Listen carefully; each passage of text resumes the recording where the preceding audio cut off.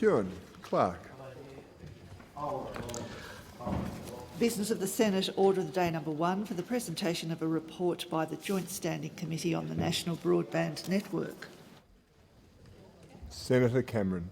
Thank you, Mr Acting Deputy President. On behalf of the Joint Standing Committee on the National Broadband Network, I present the 4th report of the committee and move that the Senate take note of the report. Mr President, I present the report entitled Review of the Rollout of the National Broadband Network, covering the period January 1 to the 30th of June 2012, as well as other current issues related to this report. Under its terms of reference, the NBN is required to report to the Parliament every 6 months on the rollout of the NBN, including, and I'll shorthand these issues, the achievement of take-up targets, network rollout performance, meeting its obligations as set out in the Stakeholder Charter, engaging with consumers, management's risk management processes, and any other matters pertaining to the NBN rollout.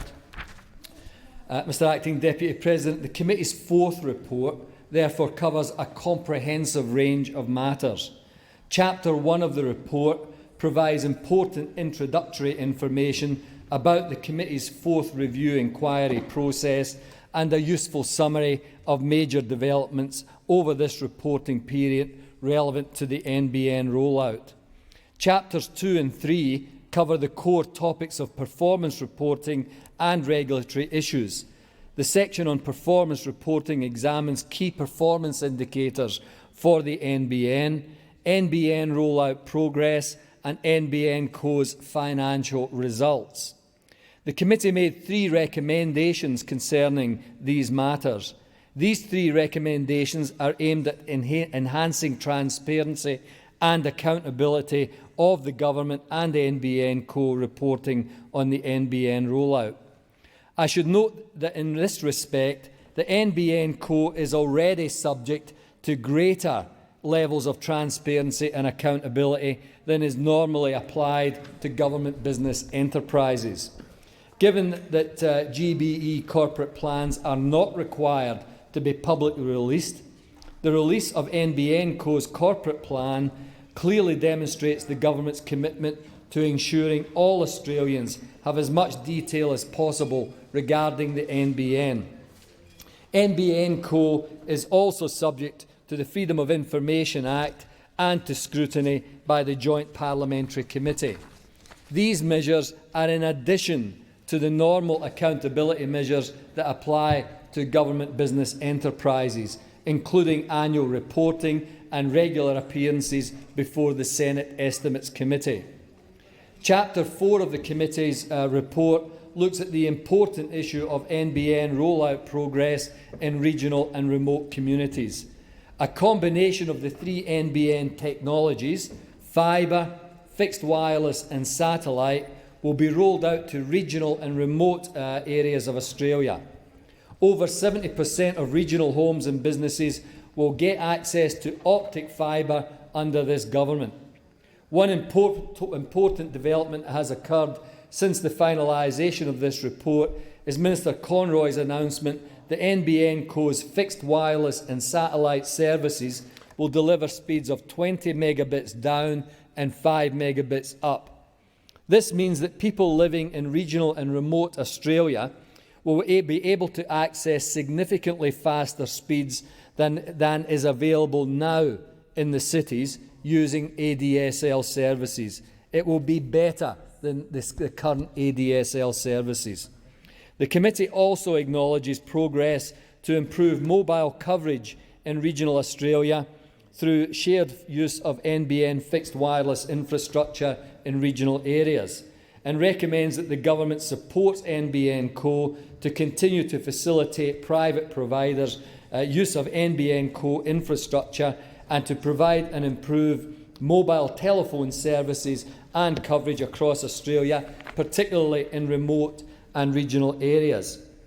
Chapters 5 and 6 of the report consider a range of matters determined by the committee to be of significance at this stage of the NBN rollout. These are connecting multi-dwelling units, medical alarms, private equity engagement and workforce issues.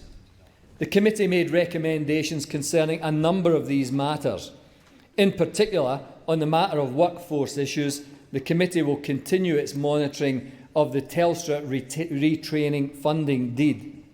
Under this deed, the government has committed to provide $100 million to Telstra to support the availability of an appropriately trained workforce for the NBN and to retrain Telstra staff affected by the NBN rollout. The committee therefore recommended that the Department of Broadband Communications and the Digital Economy provide an annual statement to the committee on progress concerning a range of matters under the Telstra retraining funding deed. On a final note, the report also includes a detailed summary of the NBN Committee's visit to New Zealand from the 24th to the 28th of September 2012 under the Australia-New Zealand Parliamentary Committee Exchange Programme. The objectives of the committee's visit were to establish links with the Commerce Select Committee, selected private sector organisations and government agencies responsible for the delivery of New Zealand's high-speed broadband network, and to gain a practical insight into the workings, policies and funding arrangements underpinning New Zealand's ultra-fast broadband and rural broadband initiatives in particular. The mix of technologies incorporated in New Zealand, associated telecommunications regulatory issues in relation to the demerger of Telecom New Zealand, wholesale pricing issues, community consultation and community education strategies, government, corporate and community readiness, and existing employment and skilling issues. The committee welcomed the opportunity to learn about the New Zealand experience in developing its high-speed broadband network. I note that New Zealand was in the process of building a fibre-to-the-node network, but recognised the inadequacies of this infrastructure to support their future economic needs. New Zealand is now building a fibre-to-the-home network to 75% of homes and businesses. The committee saw the differences between these two infrastructure choices, including the significant challenges in providing electric power to a large number of nodes and the need to provide for continuity of power to nodes during power outages. Mr. Acting Deputy President, we visited a suburb called Churton Park in Wellington. This suburb had 3 different types of broadband to the home. It had the fibre to the home, which was the NBN type build. It had the fibre to the network approach, and it had cable TV movie channel types. The government had decided that regardless of having fibre to the node, regardless of having the cable TV approach, that it would overbuild fibre to the home because fibre to the home was far more appropriate for the future needs of the community and the economy in New Zealand. Some of the issues relating to fibre to the node were the continued use of copper, and when there was natural disasters, the depressurisation of pressurised copper cables, which resulted in the breakdown of communications and the capacity to provide networks to the homes. They had to build special cabinets for the fibre to the node approach. And in New Zealand, one of the issues was cooling. Even in New Zealand, cooling was a problem. The cabinets had to be specially built to deal with cooling. They had to be heated in the winter. They had to have an electric supply to the cabinet, and they had to have generator backup to make sure that the fibre to the node continued to work. On that basis, the government in New Zealand decided that fibre to the node was not the most efficient way to deal with a network within New Zealand. They decided to move directly to fibre to the home, where the issues of electricity supply to the cabinet were not needed, where specialised cabinets were not needed, where generator backup was not needed. Fibre to the home was far more efficient and effective, and that is what NBN is building within Australia, a fibre to the home network that means that we will not be faced with the problems that New Zealand recognised and New Zealand have set about to fix. The NBN approach is the best approach. Senator Cameron, your time has expired. Senator Birmingham, before you commence, I'll just remind you as a courtesy the debate will be interrupted at 12:45. Senator Birmingham. Thank you, Mr Acting Deputy President, and thank you for that courtesy. Mr Acting Deputy President, I rise to speak on this report of the NBN Joint Committee and draw in particular the Senate's attention to the dissenting report published by coalition members and senators. I note that Senator Cameron did, as the report does, touch on the committee's visit to New Zealand.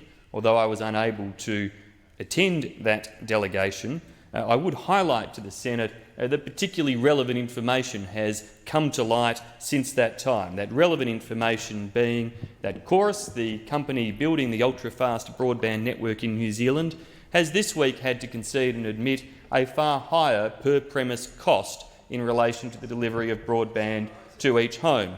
Remarkably, the government continues to claim that it will be able to build the NBN in Australia at a significantly lower per-premise cost than is the case in New Zealand.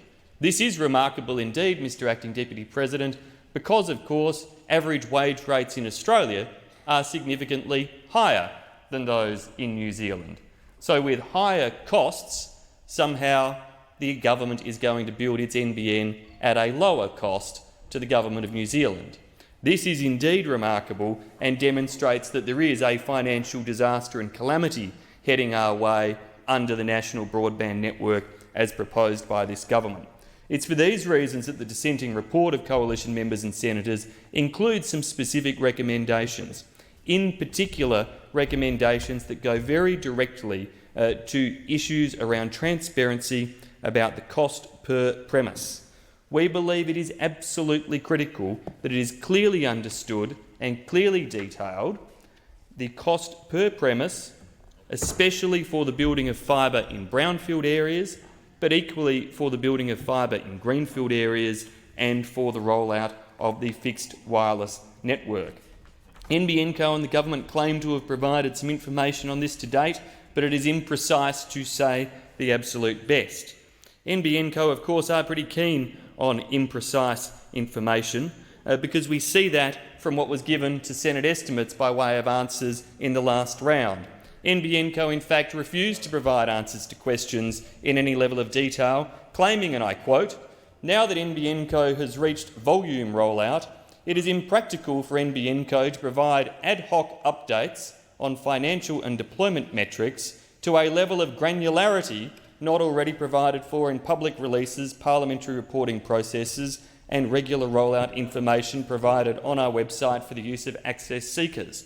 Well, Mr Acting Deputy President, such basic information as the level of or number of customers NBN Co has on its fibre network in Tasmania was deemed to be too granular for NBN Co to provide to the Senate Estimates Committee. It beggars belief that this government somehow is able to claim that it's on top of what the NBN Co is doing, yet equally cannot provide the most basic information to a committee when asked. Equally, Mr Acting Deputy President, since much of the evidence contained in this report was received, we have learned that Synthio, the NBN Co contractor for South Australia, the Northern Territory and Western Australia, has, despite 19 months of so-called volume rollout activity, failed to finish connection to a single area of broadband rollout in any of those jurisdictions. South Australia, Northern Territory, the Western Australia, 19 months of construction activity, not one connection has materialised. Remarkable, and of course demonstrates once again the lie when this government says a 12-month average from construction to connection, and demonstrates again the very serious concerns this opposition has about the costs associated with the NBN. Order. Senator Birmingham, it being 12:45, we now move to government business orders of the